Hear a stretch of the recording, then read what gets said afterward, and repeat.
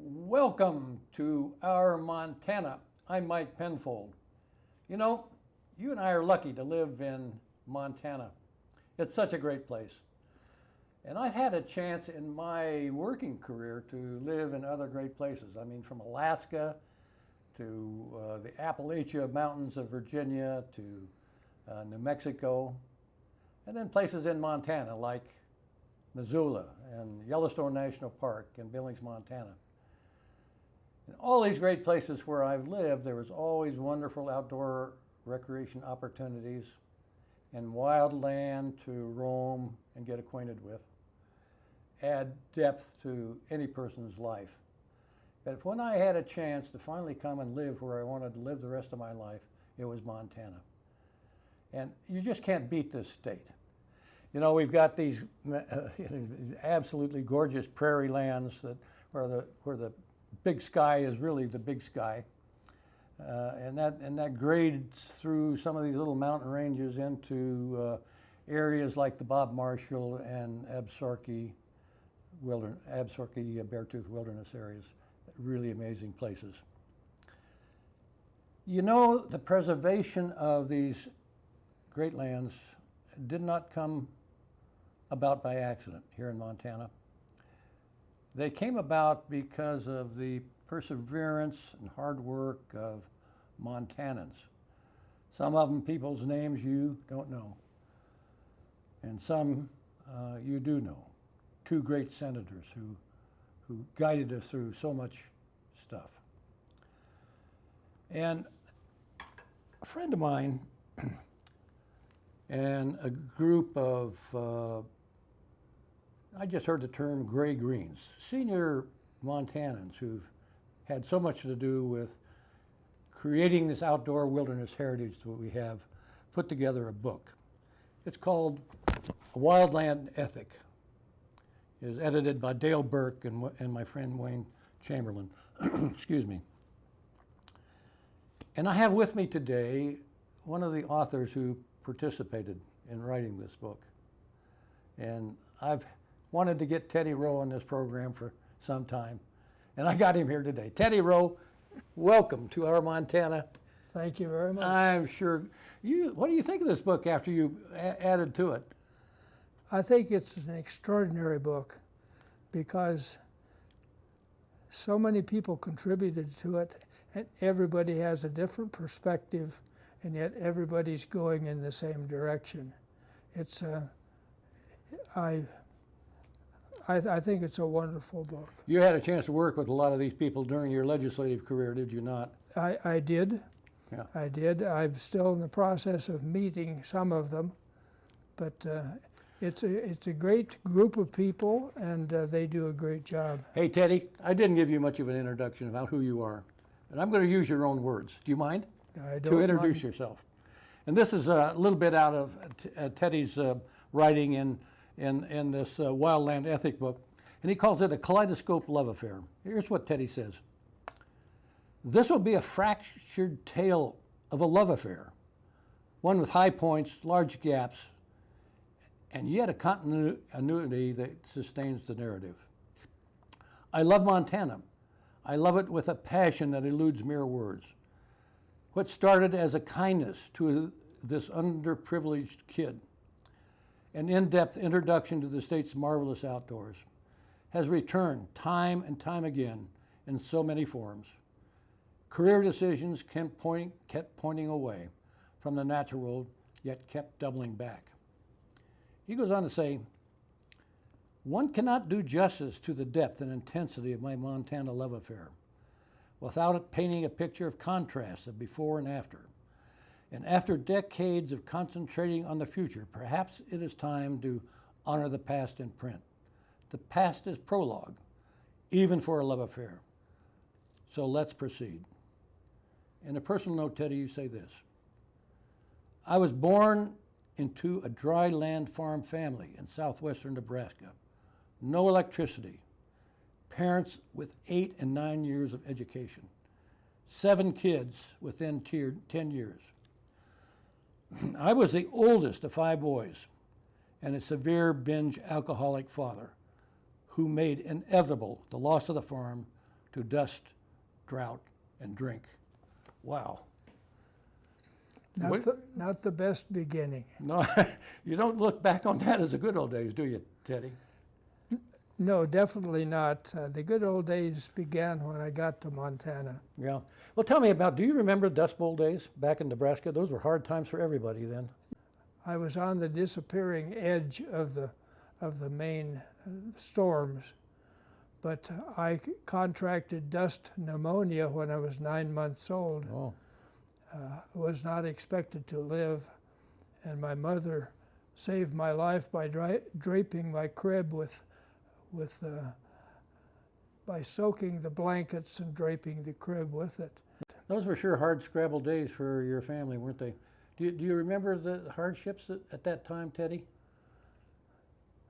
Well, we were probably too young and too dumb to remember a hardship as such, but I know that when my father would disappear, and he would disappear for long periods, we had a milk cow, and we had wheat in the bin, and my mother would put wheat in a bucket, fill the bucket with water, and the next morning we would have Oh boy.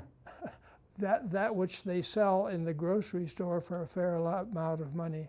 Now, we knew what it was like to live on the edge, and eventually we lost the farm and hit the road still on the edge. Where'd you guys go from there?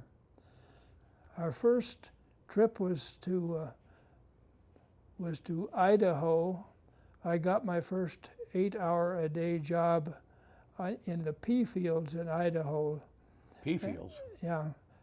Our job, a bunch of kids would scramble aboard a truck, and we'd head out in the morning and we'd walk the rows of the pea fields looking for a leaf that was out of order, something.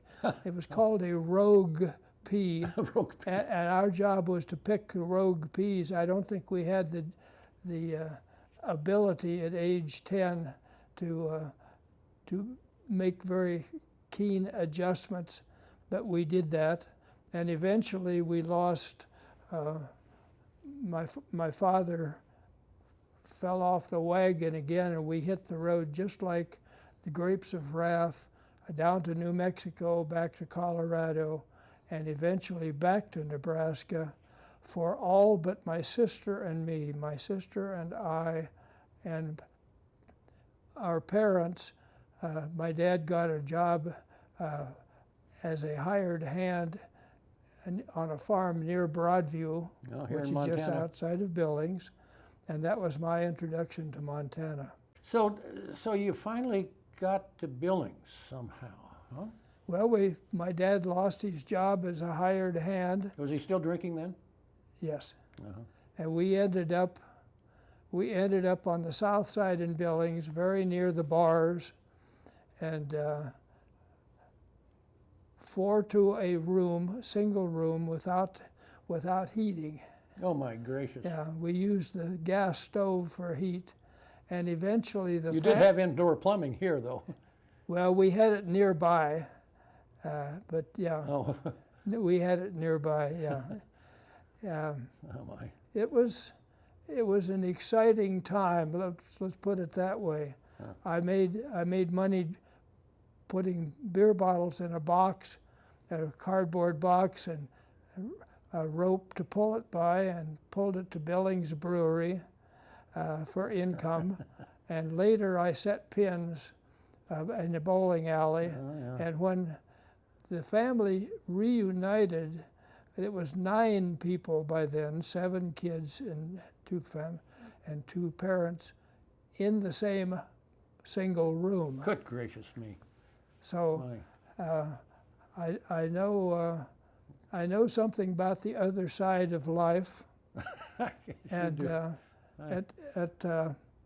at one point, I answered an ad for a gopher, some kid to run errands and take stuff to the post office from Connolly Saddlery.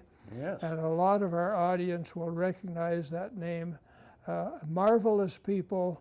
They took me under their wing, paid attention to me, and my grades in school, Are you in high etc. school now? Is this, Well, I was in junior high. okay. I'm going to say I was 13, but when I started my odyssey to the wilderness areas of Montana, and they turned my life around. Well, John Connolly was the heir. His father started the That's an saddlery. old Montana institution, wasn't Yeah, it was a Montana institution, but Yeah. and they also the big thing in my life was that they had also just hired a young 20-something saddle maker from Colorado, and he was an outdoor type, and he needed company when he went fishing. And guess who was the company? You got to go fishing. Yes, and that was the beginning of yet another phase of life that was very formative. And so he was the perfect companion. He basically says, you bring the lunch and you bring your own tackle, which I did. So now, what's this chap's name that's taking you fishing? Excuse me? What's the chap's name that's taking you fishing? Ranny. Ranny. Floria. And he's taking you to the Absaroka Beartooth. Well, right. Of course, there was no wilderness then. No. And if people will read the book, they'll understand that wilderness is the highest form of preservation that you can have. Permanently protected. Yes, it Yeah. means you cannot get it without Congress authorizing it and the president signing the decree. And so therefore there was no protection at that time other than agency protection, and they tried. Little did you know at that time, Teddy Rose, the impact you were going to have on, or your involvement with preserving that area you were in as a kid. Well, with this is what life is about. Yeah. The experience of actually fishing up in the Beartooth was completed in 2 years. But You were off to high school then? I was in high school. Where'd you go to school? Well, I went to Billings Senior High School, Okay. but I bounced around the West long enough that I jumped a couple of grades, and so I was early out. But I eventually was drafted into the Army, spent most of that time in the South. Was your dad doing okay now at this point? Was that all that? Well, no, as a matter of fact, he was a binge alcoholic, and you have to feel sorry for people like that because when they fall hard. But if you've got a large family, the family is on their own, truly on their own. My mother endured a great deal of anxiety and worry through her life. But one day when I was 16 and going to senior high school, my brother Jack and I, he lives near Great Falls today, we scoured the bars, found our father on a bar stool, locked arms on him, and dragged him home, and he never drank again. Oh my gosh, wonderful, huh? And slowly but surely we crawled out of poverty. But all of those memories, I like to think, not that they were good memories, but they served a purpose. Build character. Well, they do. Yeah. And you learn Hardship, real you learn to hardship. think on your feet. You Yeah. learn to be something that you were not yesterday. Right. So you did go to college here for a while, did you not? I went to at that time Eastern Montana College for 2 years, and took all of those things that I was eventually going to get in the Montana system. But I took pre-journalism because they didn't have journalism classes here. No. So I sort of put it in my memory, went to the military, got the GI Bill for 2 years, Oh boy. and went on to the University of Montana, and which is a marvelous journalism school. I was a print journalist and went into journalism after that. Was very privileged to be awarded an Inter-American Press Association scholarship to go to South America to any school of my choice, and I went to the University of Buenos Aires in Argentina. Came back.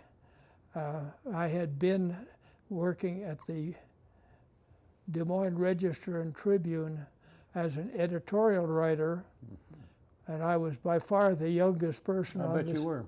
on the staff. Teddy, let me step back a minute. As a young man, did you know you wanted to be a journalist? I could spell well and I wrote well, and so I probably was better in those classes. And so when you do better, you feel better. Yeah. That would probably started me in that direction. But at Billings Senior High School, I worked on the high school paper, and I worked on the high school annual. And what again, one of these setbacks that you never know until later you're going to benefit from, they made me the head of advertising.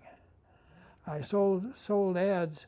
I could not get up in front of a class and speak. I was shy. I was scared to death. No kidding. And I had to go downtown Billings and ask somebody for $10 for a small ad in the paper or the yearbook was almost out of the question. No kidding. But once again, the more things you have to overcome, the better situated you are when the big day comes, and that I was situated. So after your term in the Army, then you had the GI Bill, but you made a conscious decision to go to University of Montana. Right. And that Well, was a prestigious. I was the first person in my family ever to go to college, and 3 other brothers went, which I feel very good about, and I hope that I had something to do with it. GI Bill sure helped a lot of young men, didn't it? Yeah. Wasn't the University of Montana a very prestigious journalism school? Yes. Who was the? It was the second oldest in the nation. The University of Montana gave me intellectual stimulus that I would not have gotten anywhere else. Yeah. And I'm not saying that other students are not getting that, but I lived in a life of both deprivation in so many ways, but especially intellectually. When I got to Missoula, it was like the world was opening for me. Yeah. I had a professor in my very first quarter. We had snow. My professor showed up on his bicycle in the snow, came in and lifted the windows and said, let's get going here.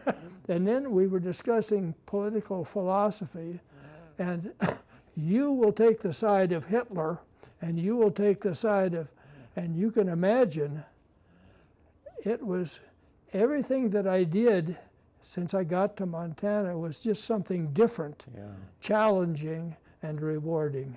Makes you think back about that one little farmstead back there in Nebraska, doesn't it? How things had changed. Sure does. So you immediately went to work for a newspaper after you graduated from the journalism school. Is that? I had I went to Great Falls, which had a wonderful little newspaper. It's chain owned now. It just is a shadow of its former self. I worked for a summer there, and then I went to Des Moines Register Tribune as an editorial writer, and they were serious. They were second only to the New York Times for Pulitzer Prizes for editorials. Why? And it was very, very challenging, and I knew nothing. And I'd spend my evenings at the library looking for subjects that I could write intelligently on. And they had 10 people on the editorial staff. It was a great, Wow. yeah, 7 of them were writers, the others were layout artists. And I went from there to my post in Argentina, and from there, because I had grown up without money, so I didn't need money, and I didn't have very much money, and yet I saw the continent, and I Now, saw. how did that happen, Teddy? I don't understand how you got there. Well, the Inter-American Press Association, and I doubt that they still do it, but they gave out 3 such scholarships per year, and the one paying for mine was El Intransigente in northern Argentina. They donated the funds, and so I basically monitored the courses. Here I am wandering all over the world because I had already seen Latin America. I couldn't afford to own a car when I was a junior and senior in Missoula, etc. So I sold the car, took the money, and went to Mexico City College for a summer. You don't speak Spanish, or do you? Well, yes, oh sure. You learned it there. Well, I learned it most of it there, Oh my. and I learned how not to learn a language and how to learn one. And I said, if I ever learn another one, there's no way I'm going to memorize words, etc. So the next thing I know, I'm trying to be a Russian scholar and studying Russian, and I learned it by a 3-month stint all alone, all across the Soviet Union. How in the world did you get to Russia? How did that happen? The same outfit that I won I went to Washington, D.C. on a congressional fellowship from the Ford Foundation and the American Political Science Association. And I had a marvelous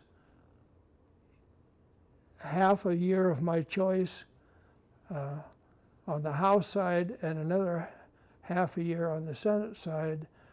I went with I worked in the office of a black belt segregationist from Alabama. I had been in the South, in the segregated South, with when I was in the Army, and then I worked for Mike Mansfield in the Senate, and almost didn't work there. I wanted to go. I had interviewed with the New York Times and wanted to go overseas, and I thought I had a pretty good interview, and I got sidetracked, all to my benefit, and worked for a marvelous human being, Mike Mansfield, for 10 years. When I went to work for Mike Mansfield, I really intended to be a journalist, and I had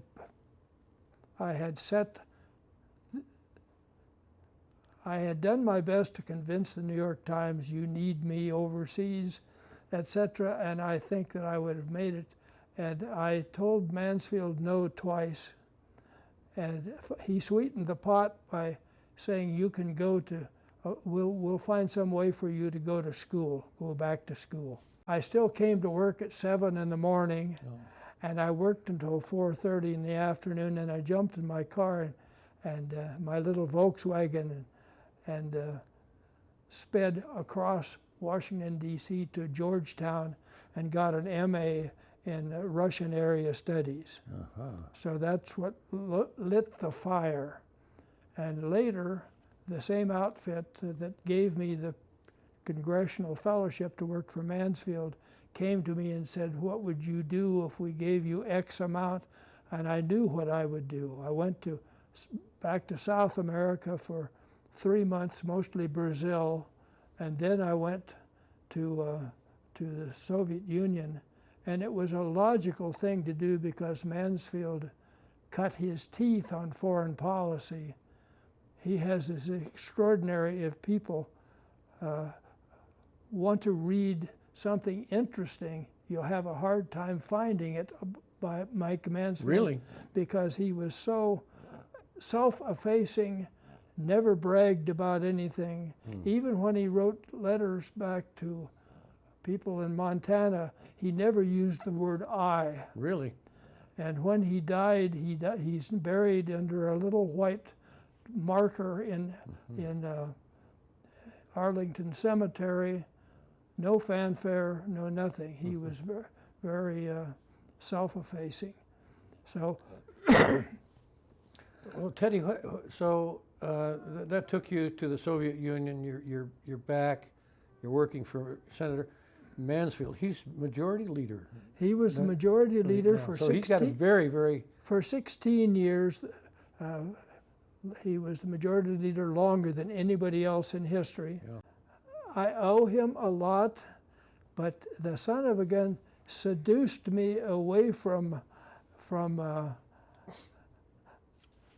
being a journalist to being a speech writer and all that sort of thing.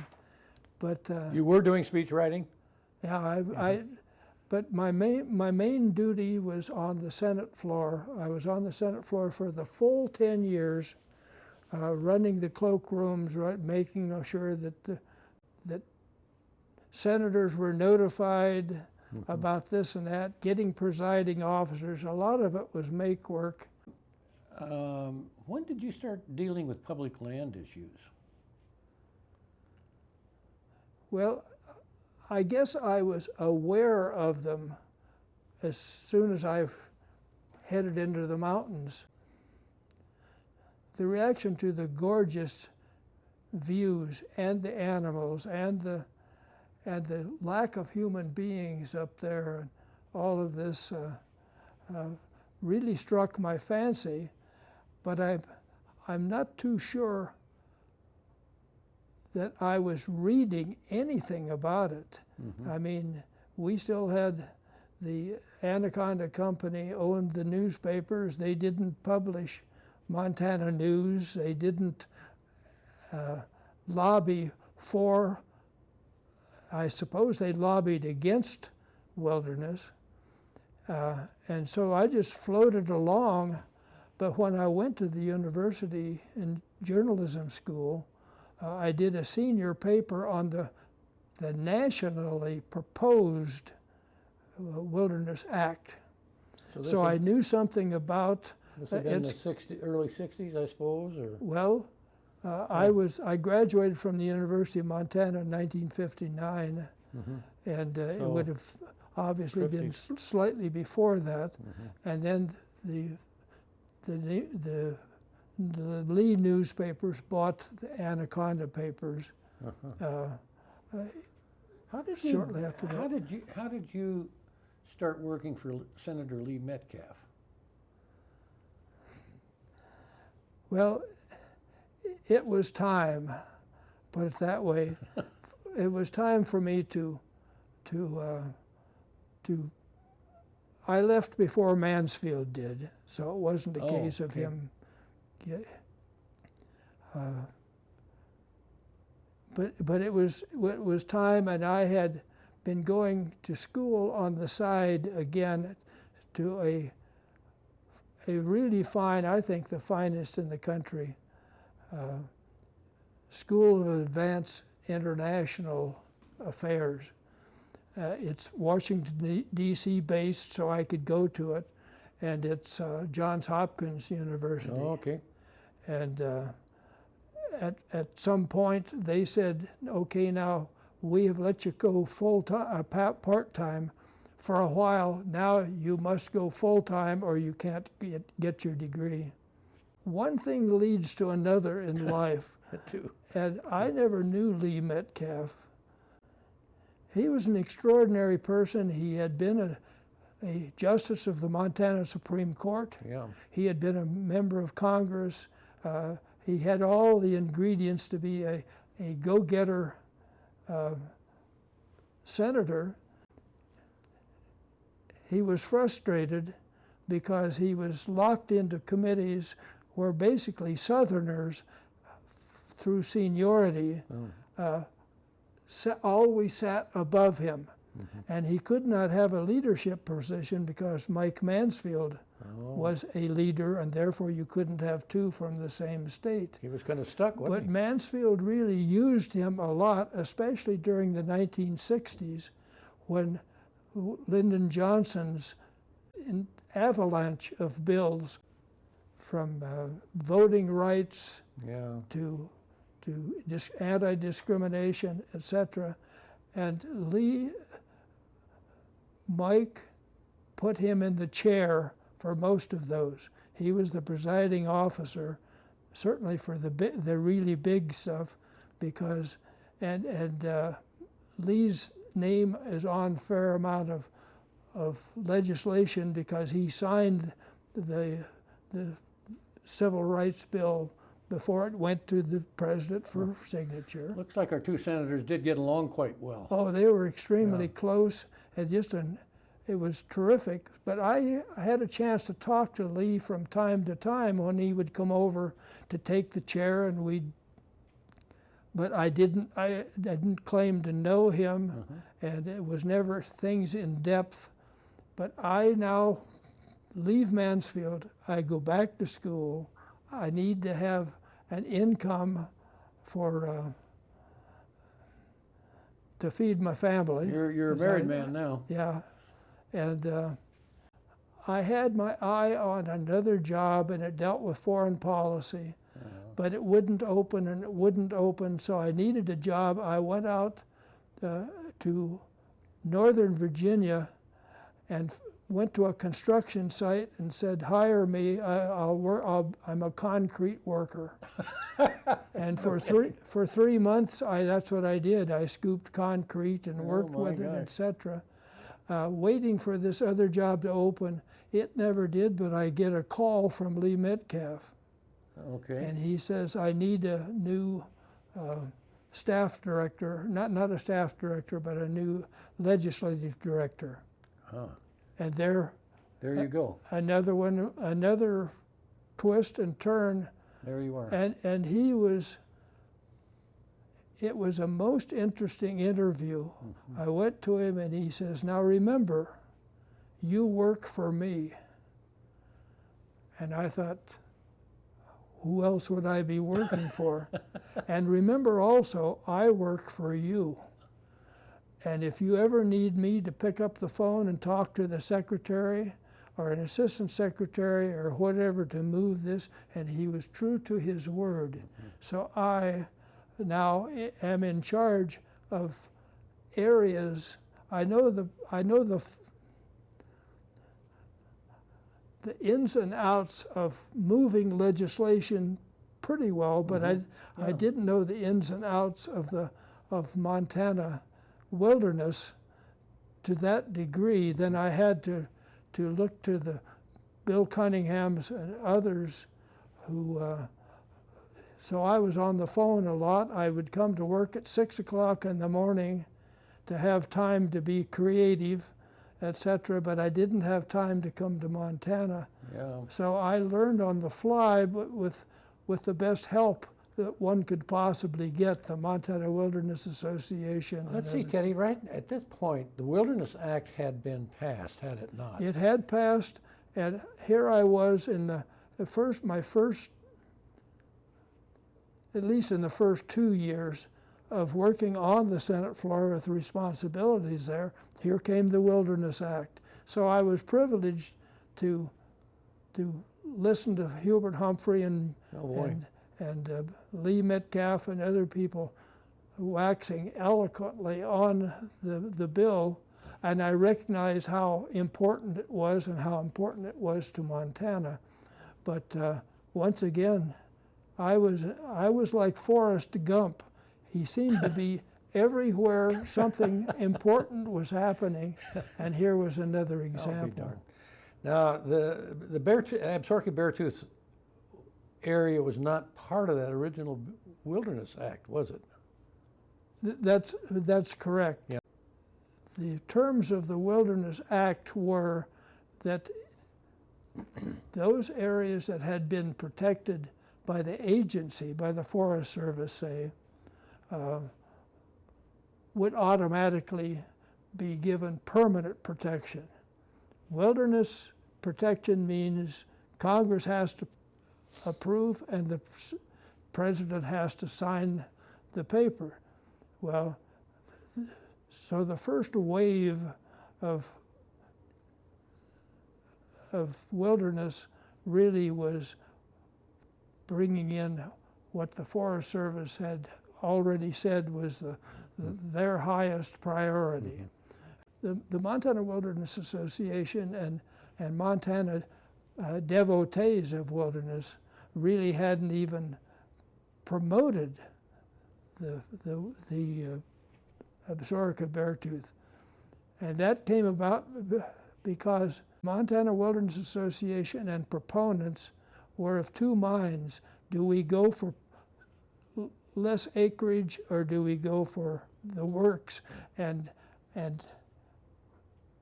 make it more difficult to even get the biggie? And So there was concern that if you went too big, you couldn't get anything. Was that? That's it. That was it. The split within the Montana wilderness community was fairly heated, but the unified joining the Beartooths closest to Billings and the Absarokas farther west, north of Yellowstone Park, it won out. Lee put the bill in. We had a hearing in Billings. I became fairly knowledgeable about the goal and the difficulties.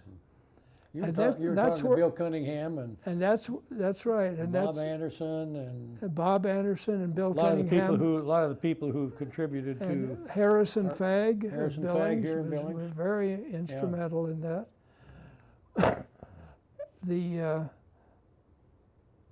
And that's where it sat. Lee's health was deteriorating. He had heart problems.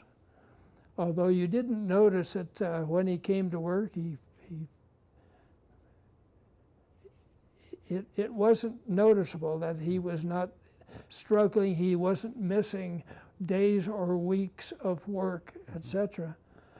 But in the following February, he died of a heart attack in Helena, was quickly cremated, buried with private ceremony, etc. And as far as we knew, that was the end of his accomplishments on behalf of Montana. And this chairman of the Interior Committee, which would have moved the bill, saved our life and saved the area, because he said, "What can we do to memorialize Lee?" That was Scoop Jackson. Yeah, Scoop Jackson of the state of Washington. And he checked around with everybody, including Donna Metcalf, etc. To me, there was no possibility of anything big enough to really fit a memorial for Lee Metcalf. Yeah. And he said, okay, and that was it. In other words, did you suggest that we Well, I was among those. that we pass the Absaroka Beartooth Wilderness into a wilderness, make it permanent protection. Yes, to get permanent protection, Yeah. because he was chairman of the full committee. When the chairman says something, you at least pay attention. Yeah. And in the case of Lee, was well liked by Republicans and Democrats alike. When it came time to vote on a particular issue, they had their differences, but he was gregarious. He was well liked, and. Well, Senator Melcher was senator then too. How did I know that he was not a big supporter of wilderness? No, he was a closet opponent of wilderness.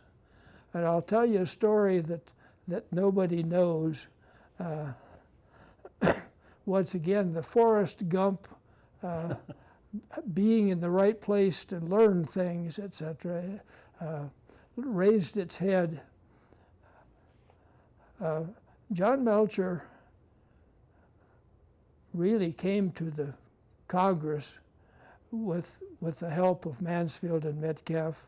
He was a Democrat. He was from eastern Montana. Not many Democrats were from eastern Montana, etc. But he got on the House Interior Committee, and he ended up as chairman of the subcommittee that handled wilderness. So Mike and Lee would put in pro-wilderness bills, and they would go to the House, and somehow they would disappear. But whenever John Melcher was in Montana, and the press, which had no presence in Washington, they had nobody back there, they would say, what is this about you and Lee having problems over this particular bill or whatever? Nothing to it. We're the best of friends. And boy, it would set Lee off. It really would. He would stomp. This is not the case. He would just stomp into the, well, let's just say that would happen. I will shift gears to another Mansfield-Metcalf bill and then come right back to Absaroka-Beartooth. I spent most of my time on what we called S393, which was the Montana Wilderness Study Act. My first day on the job, we had people from Montana coming say, we have a list here, and this is, we desperately need protection for these areas. I talked to Lee about it, and he said, oh my God, he said, that's too long, cut it in half. So we reprioritized, and the Wilderness Study Act is still in effect today, because in that we put, the wilderness people put a proviso that until or unless Congress decides otherwise, it will be maintained as wilderness. Yeah. So the battle that every time we have a legislative session, people are trying to get rid of it, and they cannot do it. Yeah. That bill passed the Senate with that proviso, and it went to the House side, and John Melcher's staff failed to catch that one line, and that one line, in effect, said Huge. he waved it on through. He's huge. And it made all the difference in the world. So the 393 lands are down from 10 to I think about 7, and part of the Lee Metcalf Wilderness today is a bastardization of one of those areas, but John Melcher was the one that I'll be darned. promoted it. So Senator Lee Metcalf dies. You and others are proposing the memorial would be establishing the Absaroka-Beartooth as wilderness. John Melcher is sitting in a key role. How did it get passed? Well, as the chairman of the subcommittee on wilderness for the House, he basically stopped everything that he recognized and saw, but he did not stop this one. And he was fit to be tied, and of course Metcalf was pleased that he had another wilderness possibility.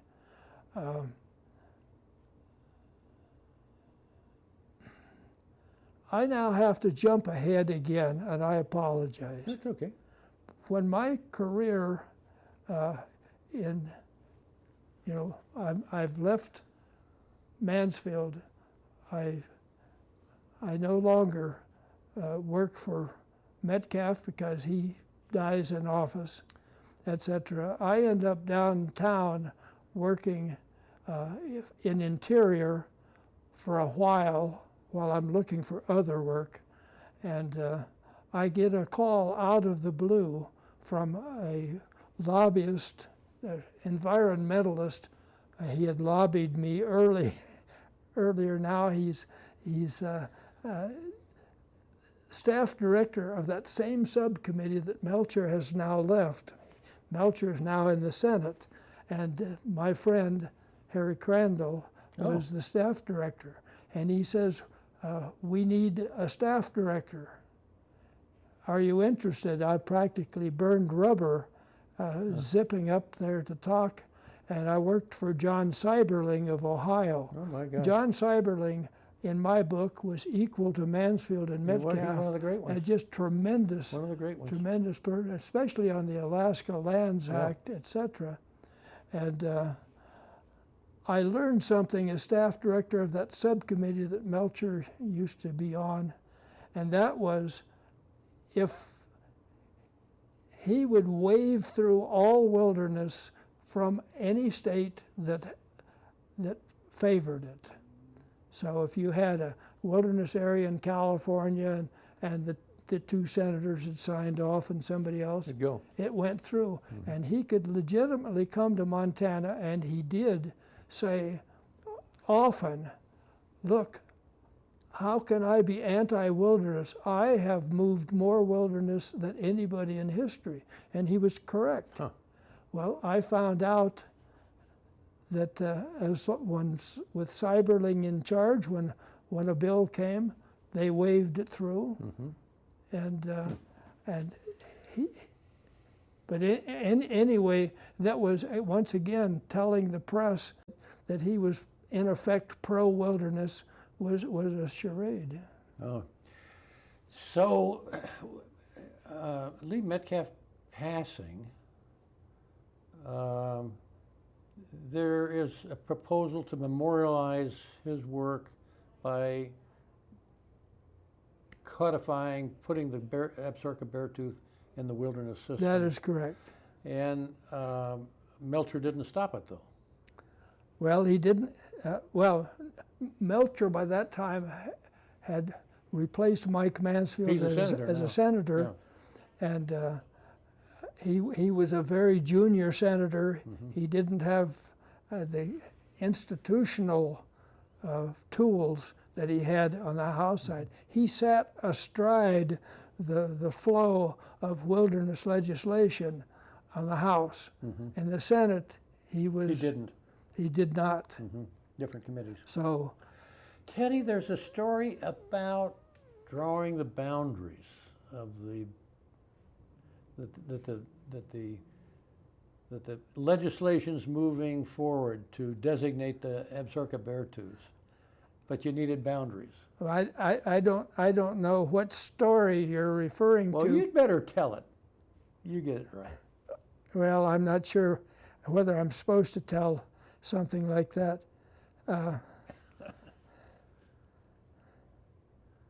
Well, the viewers of this thing still haven't heard how magnificent the Beartooths and Absarokas are. They just hang over Billings, and now with some of the pollution diminished in Montana, you can get the full range of it. It's just gorgeous. And the amount of acreage in the original bill was 905,000 votes. It's now up to 905 acres. It's now up to 930,000 roughly.